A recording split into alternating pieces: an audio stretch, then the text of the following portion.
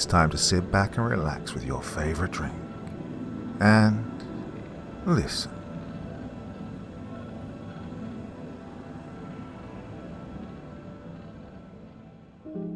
So hi my dear friends, tonight is a 40-minute story, but it's also kind of a sneak preview to a much longer story that I've been working on for quite a while now, and haven't managed to get finished just yet, but it is coming, I promise you. So this one I'm really excited about. This is only chapter 1 of a 5-chapter story, but hopefully it's going to be a nice teaser for you all, and tempt you to come back and listen to the whole goddamn thing as soon as I get around to doing it all, which will be very soon, I promise. So, without further ado, I found my likeness in a torture game by Cecily 1987. Part 1. I'm a celebrity. I'm not bragging, just stating the facts. I've been in really big movies that you've probably seen. But I'm also a female, and I get everything that comes with being a pretty girl starring in nerd culture action movies. I've had stalkers, I've had my run-in with grabby fans, I've had deep fake pornos made of me, and I've dealt with it all. I thought I'd grown numb to it. But this current thing really tipped the scales. It scared me like nothing else. I was between movies and staying at my home relaxing for a few weeks. Well, being paid millions for your work is fun, but I barely have the free time to enjoy it. But that may be the biggest first world problem ever. I share my house with a live-in nanny, my 6-year-old son, and a maid and chef during the daytime. I've contracted 2 bodyguards to be with me at all times when I leave the house. When I'm home, one stays inside and one stays outside in his vehicle. They switch off every week. Mel and Tony. Both good guys. Well, now you know the cast of characters in this virtual murder mystery. The really creepy stuff began the day I flew back home from my filming location. Most of the first day I'd spent with my son. I'd been gone for 2 months and missed him so bad that it physically hurt. That's why I didn't notice the ominous message until nighttime, after me and Amanda put my son to bed. I sat down at my PC to check my socials. My new movie was trending on Twitter, and they just released a trailer and the hype train was revving up.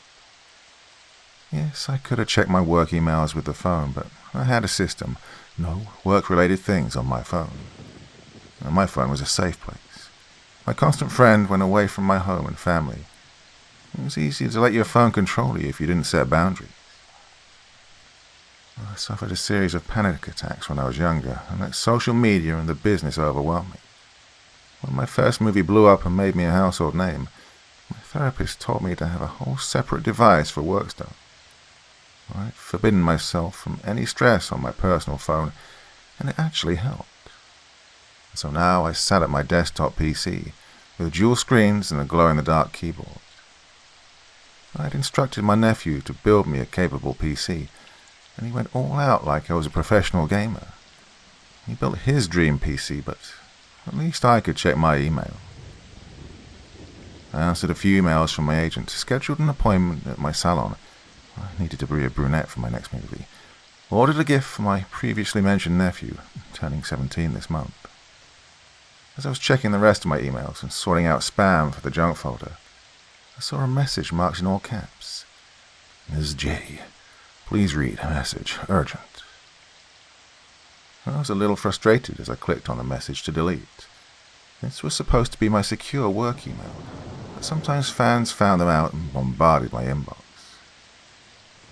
I continued clearing junk mail and saw the same message at least 3 more times. From user, Herald of the Void at livex.com. Either he was one of those obsessed fans or he had a bot spamming me. I was mostly done when my speaker made the new message sound, and another message pushed the older ones further down the line. From Herald of the Void. Subject, Ms. J. I know you came home today. Well, the rest of the subject line was cut off. I felt my stomach drop. Oh God, it's another cyber stalker. Do I really even want to click on this email? My mouse cursor hovered over the email. As if the sicko on the other end could sense my trepidation, another message chimed in, and I went from scared to angry. From Herald of the Void. Subject: it's about your son's safety too. I knew all the dangers when I took the job. I knew I had rabid fans all over the world. I knew some of them were fucked in the head. Somehow they thought that they owned me, or I owed them something because I was attractive and a nerd. I tried desperately to keep my son separated from the paparazzi, creepy fans, and the Hollywood bullshit.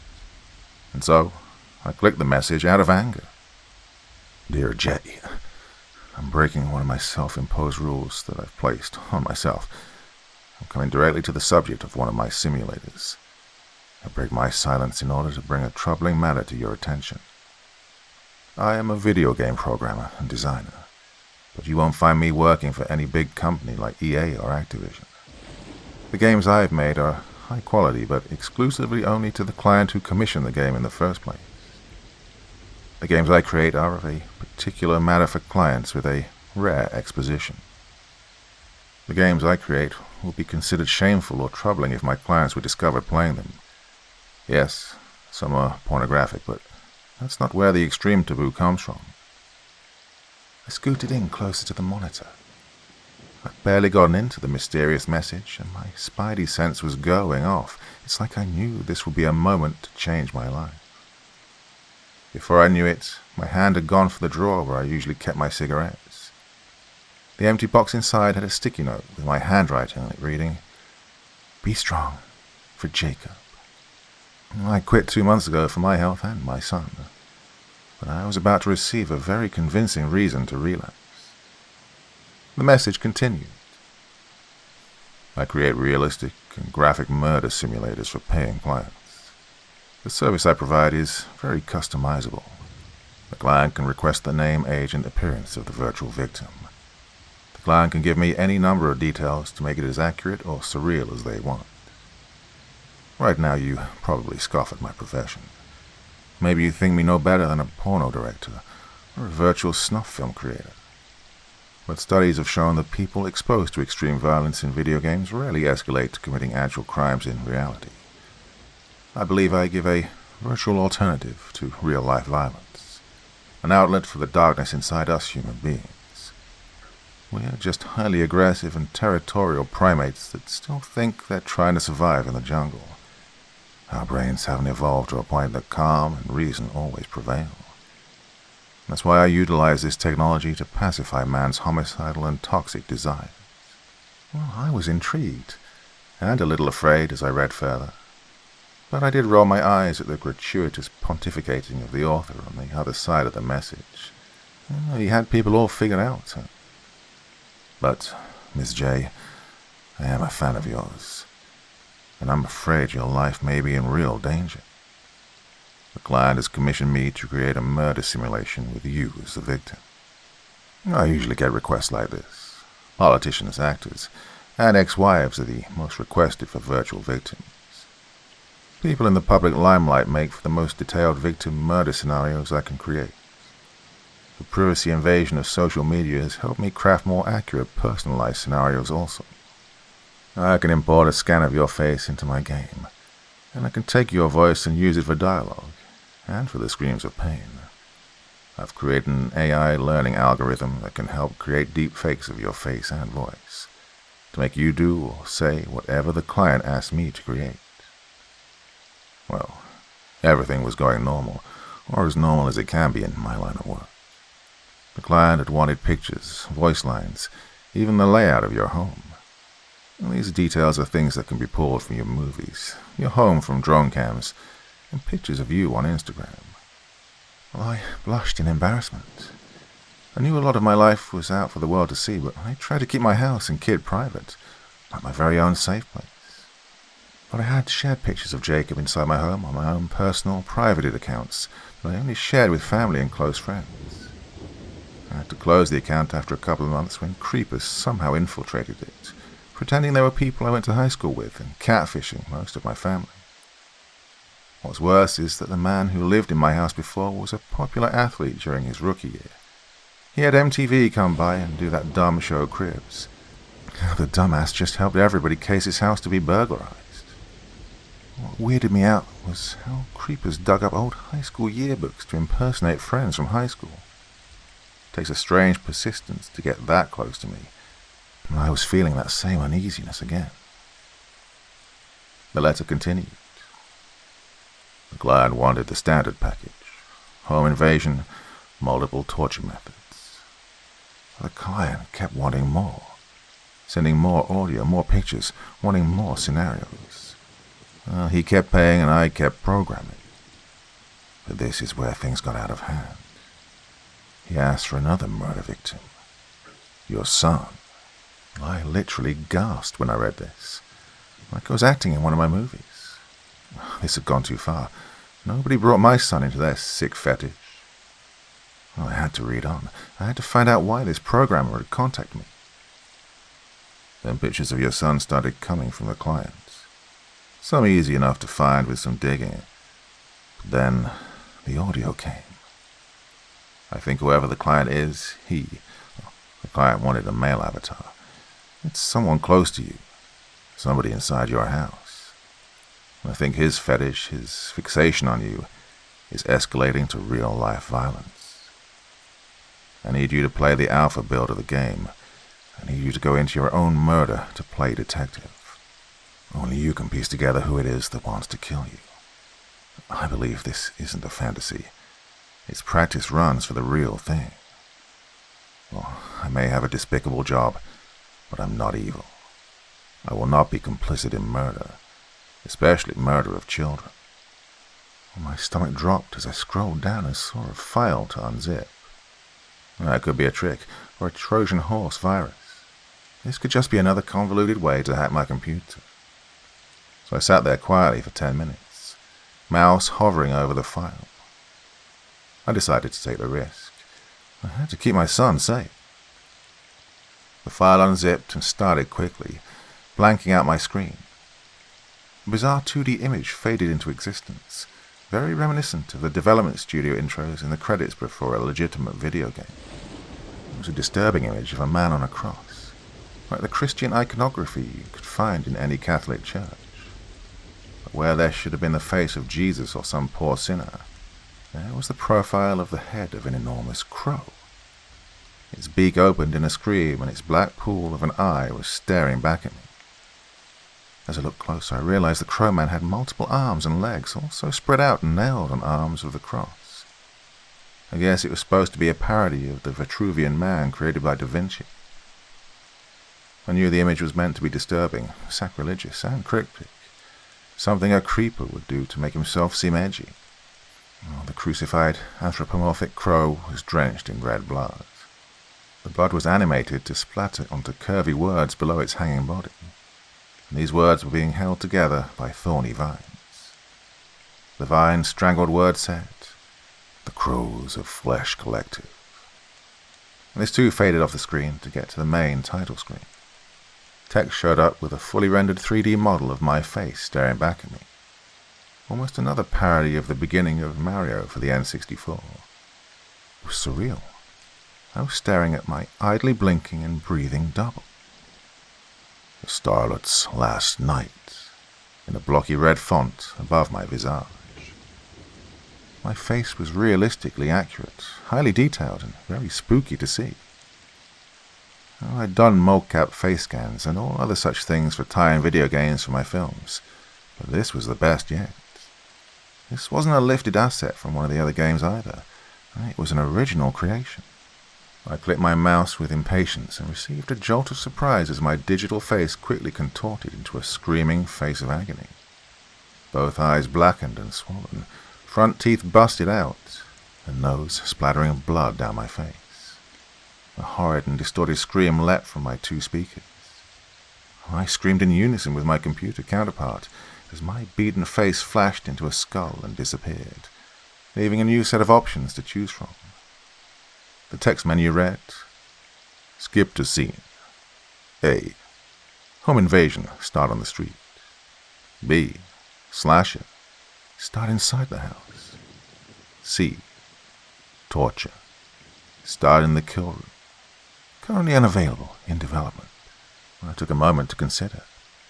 I hated every second I had to play this sicko's fetish material, but I had to find out if the freak had content about me that couldn't be found on the web. Most importantly, I had to make sure my son wasn't in danger. I chose option B, in a desperate hope it would allow me to spend less time in the game world.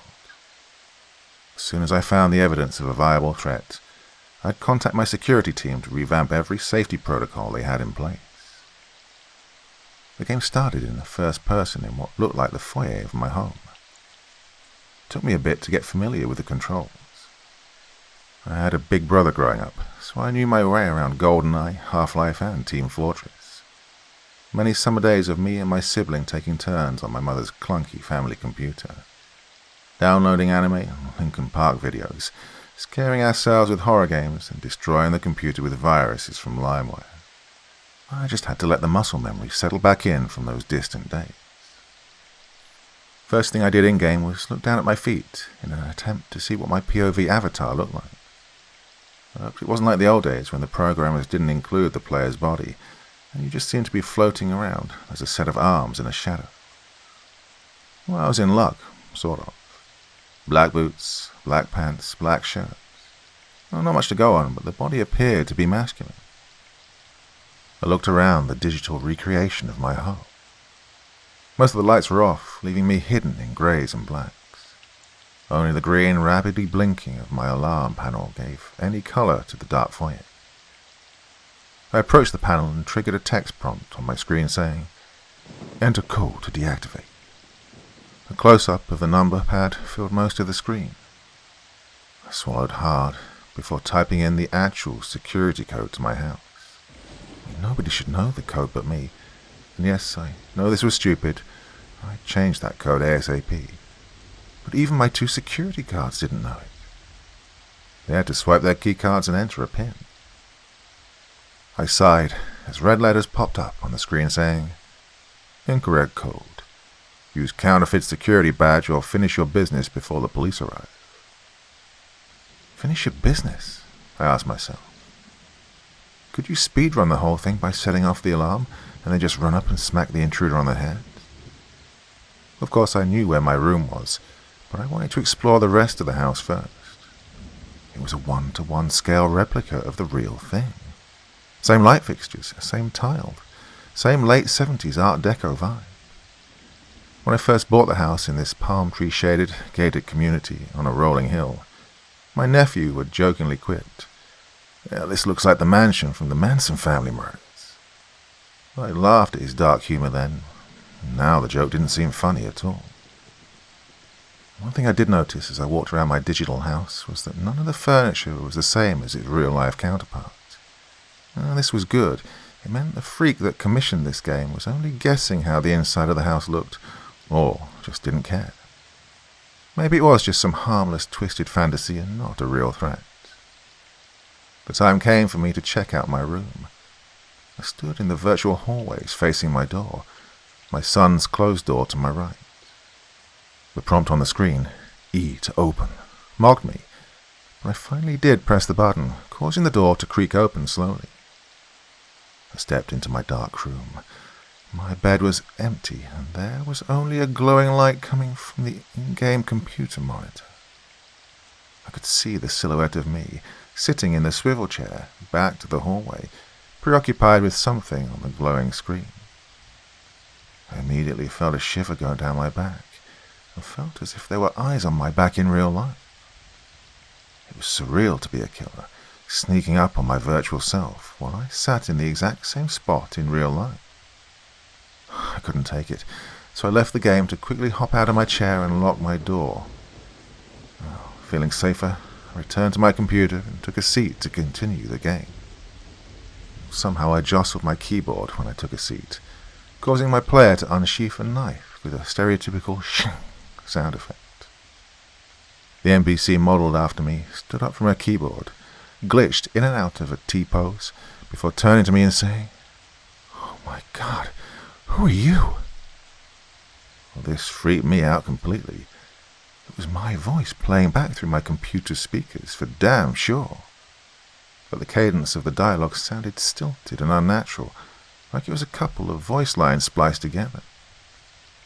My digital double darted away from the computer, obviously alerted to the knife-wielding killer in her room, and was trying to escape.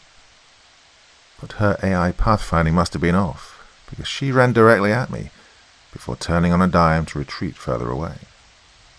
I had no clue what to do, and swiped at her with my knife out of panic. I heard her scream in my voice, followed by the telltale thunk of landing a hit marker in a shooter game. "Oh, shit, sorry," I yelled out to my double, like she could possibly hear me. Well, now my likeness character was holding her side and limping away, dragging a foot like the injured animation in the RE games. She went to a shadow on the far wall and began doing something by the bookcase. I got the prompt. Press F1 to open kill bag. When I pressed it, a new window popped up over the game, but the sound continued in the background.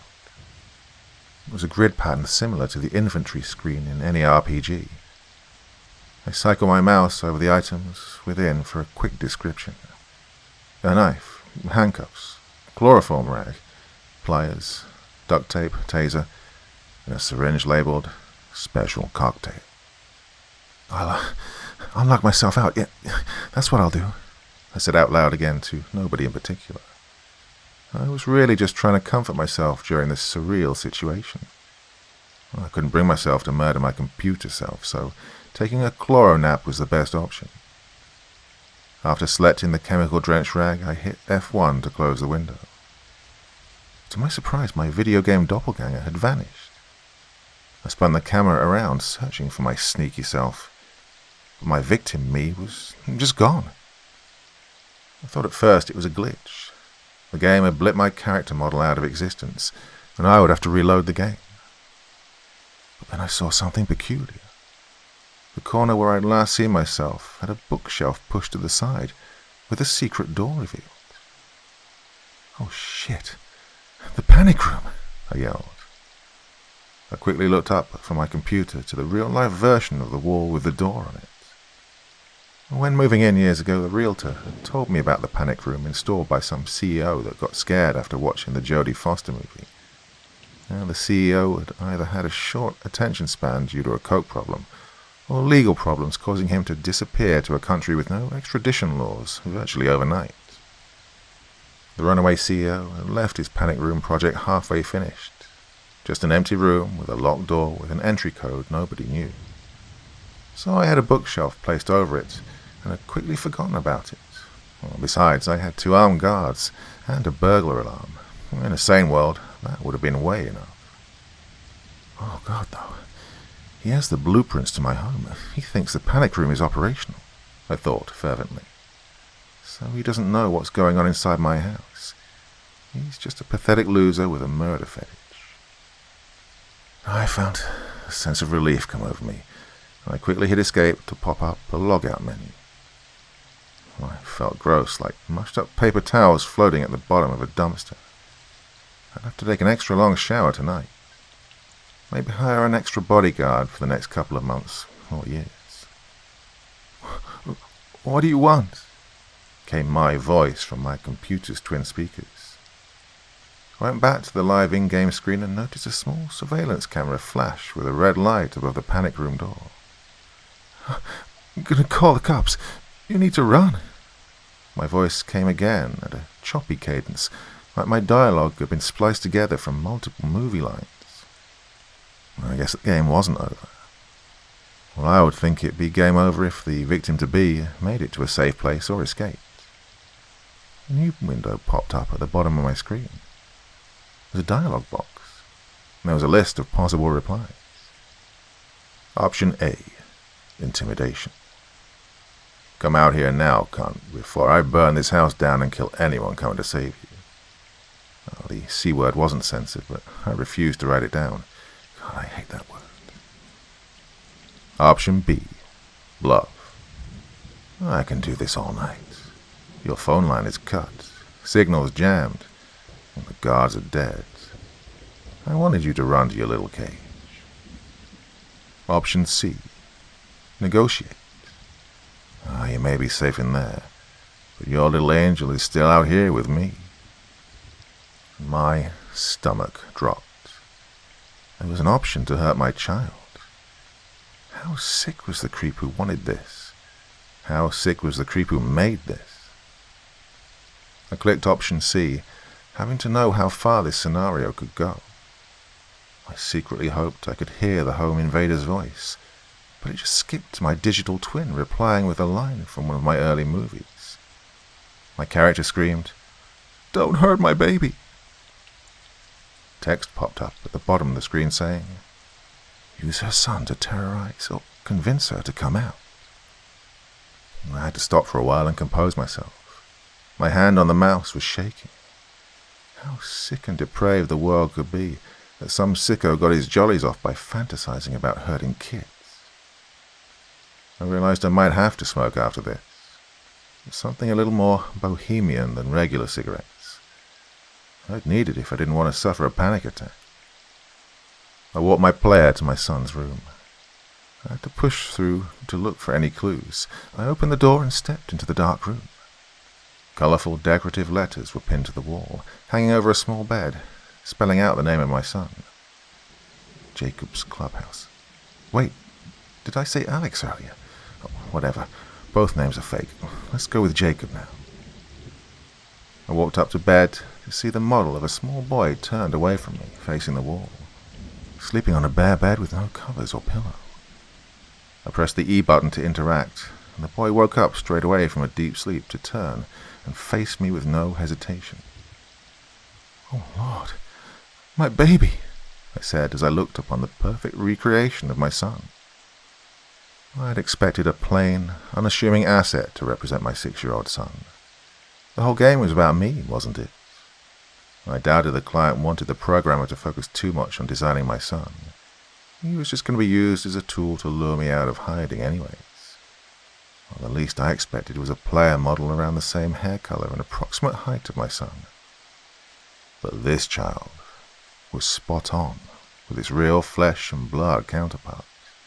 The freckles, the curly hair, the blue eyes, the dimples. Somebody had done their research. What's going on?" my child asked in a voice very similar to the real thing. But there wasn't enough for me to pin it down as his actual voice. The child just sat up straight, stiffly, and cocked his head to look in my direction. Again, dialogue options popped up. Option A. "I'm the boogeyman, Alex, and I've come to hurt you real bad. Grab him." Option B. Lie. "I just gutted your whore mother, and now it's your turn to scream." Option C. Use sign language to tell him to be quiet. "I'm one of your new bodyguards. Your mommy sent me to come and get you. Quick, grab my hand." Well, this was it. This was the evidence I was searching for. Well, previously I mentioned I had a 17-year-old nephew and 6-year-old niece just 3 months older than my son. She was deaf, and of course her parents learned sign language for her. We decided to teach Alex ASL from a young age too, so my son could communicate with his cousin. I'd had a hard time learning ASL, but I learned the bare basics. My son took to it quickly and was fluent in it. When he wasn't practicing with his cousin, his nanny Amanda practiced with him, so this was a rather alarming and deeply personal tidbit of private information. I selected option C, and my son clipped out of bed and appeared to teleport in front of me. I guess there's no animation created yet for him getting out of bed naturally. "Lead the boy back to the panic room and persuade Jay to open the door." A new objective instructed me at the top of the screen. I pressed the S key to walk backwards out of the room, keeping the camera watching my son as he stood awkwardly by his bed. As the distance increased between us, I thought that his AI was broken. But at the last moment he took off in a stuttering jog to catch up with me. Flashbacks of babysitting Natalia from GoldenEye 64 racked my brain. Now, the stage was set. Me and my virtual son stood in front of the panic room door in-game. A loading icon flashed at the top of the screen and the frame rate dropped to a crawl before jumping back to life. "Don't hurt him," came my pleading voice from what I assumed was inside the panic room. "I'll come out. Don't hurt him," my voice repeated in the same copy-paste repetition. There was no animation of the security door opening. My virtual doppelganger just blipped into existence in front of me, T-posing for a split second. Well, as rank as some of the programming had been up to this point, I noticed what aspect of the game was giving the most attention.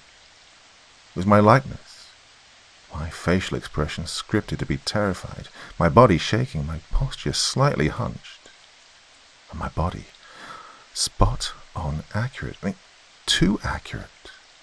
My character was wearing a white silk slip and clingy booty shorts. And I was over-sexualized to the point where I could tell my character wasn't wearing a bra and was probably suffering from a severe wedgie. Option A. Kill her. Option B. Subdue her. Well, of course, no matter how morbidly curious, I wasn't going to select option A. So I chose option B, and my character became equipped with a needle in his hand and poked towards my trembling body double. The special cocktail must have been potent because my character immediately ragdolled and collapsed to the ground. "Mommy!" screamed my son in a voice pitched to a higher tone. I turned the camera towards him and read the prompt. "Silence, child." I clicked the key to be greeted by a sickening crash as my child's head twisted abruptly to the side, and the boy fell to the ground like a marionette with its strings cut. "Oh, God!" I screamed, pushing away from the keyboard in an instinctual act of revulsion. If my chair didn't have wheels, I would have tipped over. "Don't kill him!" I once again screamed as I watched the image of my dead son slip in and out of the ground slightly. "Just knock him out, you bastard! You stupid bastard!" I was surely going to wake my real-life son if I kept on screaming at nothing alone in my room.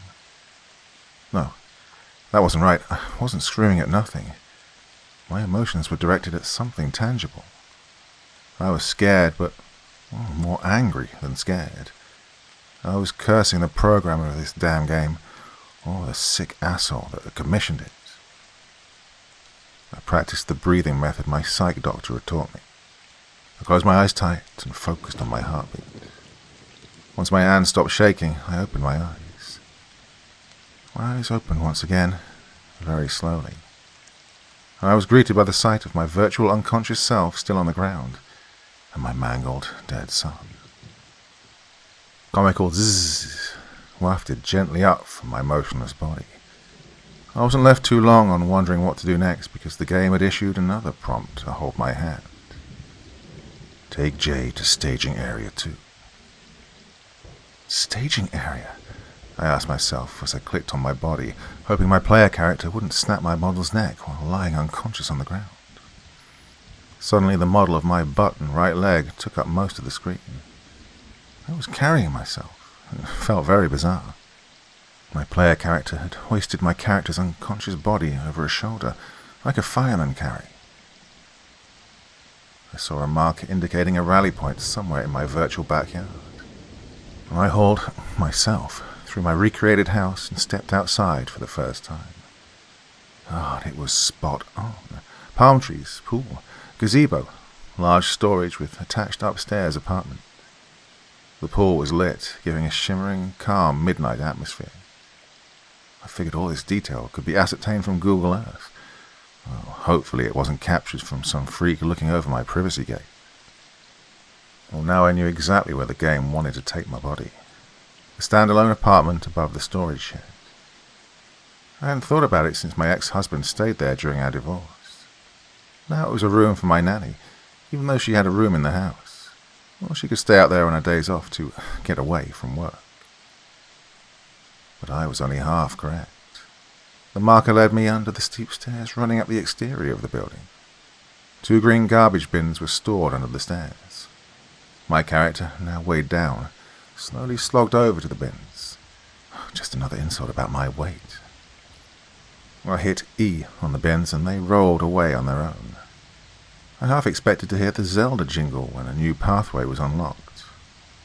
What it revealed, though, was a rusty wheelbarrow, rope coiled inside, a black tarp crumpled behind it, and a standout item, an S&M ball gag. Oh, I cringed so hard at the sight. The ball gag made my skin crawl. I cringed even harder when I saw the options given to me. Option A. Sneak her off-site to your kill room for more privacy. Kill room not available during current build of game. Option B. Kill her upstairs. Make a statement. Well, I guess my choice was made for me. And what a shit choice it was. Before I could click on option B, I heard a commanding voice come over my speakers. Stop, or I'll shoot. I spun my character around to be blinded by a flashlight from what I assumed was a cop, and the game froze. Bright red text flashed across the screen. Quest failed. You failed to disable security systems. Oh, thank God, I wheezed. I didn't know if I could go through with killing my digital self. Hopefully a real killer would be as inept as I was. But this was also a training simulator, a dry run, teaching the killer how to hone his skills. Well, what do they say on those crime shows? Repetition to desensitize oneself to the horror the killer was about to commit. Slow escalation to real violence. I had to go outside and check under the stairs in real life. See if the same items were stashed. But, hold up. I may play a dumb white chick in horror movies, but I'm not one in real life. I was going to be prepared. Taser, cell phone with 911 on speed dial, and pepper spray. Or bear mace, actually. Oh, you may be asking why I didn't bring a gun. Well, I had armed security for that. Why didn't I bring my security? Well, one of them could be the one that commissioned the game in the first place. Oh, I hated to think about it. Could one of my security guards have a sick fascination with me? I trusted my two guys, but they were both noticeably distant to me. I chalked it up to professionalism, but it also meant I didn't really know them. So I snuck out to my backyard. The night air cool on my skin, with the sound of the unseen palm tree leaves fluttering in the wind. The pool let off its same welcoming glow, and one of my son's toy boats bonked gently against the side with the gentle waves. I tiptoed out of the stairway, running up the building, scanning the darkness the whole time. The idea that this was a trap was not lost on me. Like I said, I've been in horror movies, and somebody could be watching me right now. Under the stairs was just one dumpster, not two. But I silently moved it away to have my stomach dip with dread. There was a wheelbarrow, and shovels, and riding lawnmower. Okay, so what? My gardener used them. Activating my light on my phone, I looked into the wheelbarrow. Tools, some solar-powered light-up lawn spikes, and yes, rope. No ball gag, though. I breathed easy. The ball gag would have been a dead giveaway, proof that shit had just got real. I turned to leave before I thought of something. Well, the ball gag would be too suspicious. The killer wouldn't just leave it out. Maybe he'd bring it on the night of the kidnapping. I had something else I wanted to check, so I quickly turned back. My hand raced to the rope, a thin jet-black length of about 10 feet, of what felt like soft cotton. It was soft and looped in a figure eight. The middle was tied together with a silk strand of fabric. It was bondage rope. Oh, you didn't have to be a genius to know that this wasn't for yard work. This was the rope my killer was going to bind me in. I took off back to the safety of my house then. But was it safe? Well, I had a list of suspects that all pretty much lived with me or had access to my home. All I knew was that I had to play more. I had to dig deeper for clues on who planned to kill or kidnap me. I had to protect my home from this monster. I sent one message back to the enigmatic Herald of the Void. Send me the link to the kill room.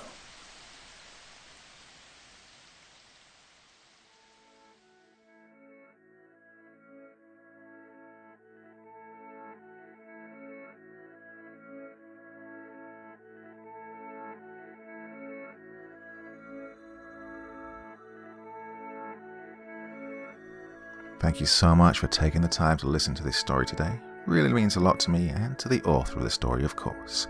Well, if you want to know more about me, I'm pretty much everywhere on social media. You can find me on Facebook, Twitter, Instagram. You can download my music on SoundCloud. I've got a Patreon if you feel like throwing me $1 or $2. Very much appreciated. And of course, on Reddit, I have a place where you can leave stories if you want me to read one that you've written.